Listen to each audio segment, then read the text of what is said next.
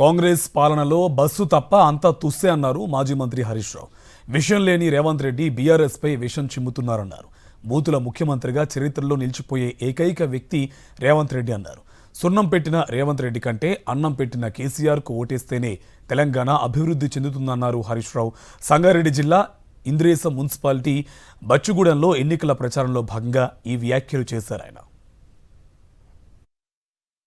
రేవంత్ రెడ్డి చేసిందేమి లేదు. విషయం ఉన్నోడు విషయం జిమ్మడు. విషయం లేదు గనక, చెప్పడానికి ఏమి లేదు గనక, చేసిందేమీ లేదు గనక చిల్లర మాటలు మాట్లాడుతున్నాడు, బూతులు మాట్లాడుతున్నాడు. రేవంత్ రెడ్డి బూతుల ముఖ్యమంత్రిగా చరిత్రలో మిగిలిపోతాడు. బూతులు తప్ప ఆయనకేం మిగిలేయిగా. ఇప్పుడైతే 2.5 ఏండ్లైంది కాంగ్రెస్ గవర్నమెంట్ వచ్చి. పాలేందో నీళ్ళేందో తేలిపోయింది. అన్నం పెట్టిన వాళ్ళు ఎవరో, ఓట్లు వేయించుకొని గడ్డకు పడ్డాక సున్నం పెట్టిన వాళ్ళు ఎవరో అర్థమైందా లేదా? ఒక్కటైంది బస్సు తప్ప అంత తుస్సే. ఆ బస్సు కథ కూడా ఎట్లా అంటే భార్యకు ఫ్రీ, భర్తకు డబుల్ టికెట్.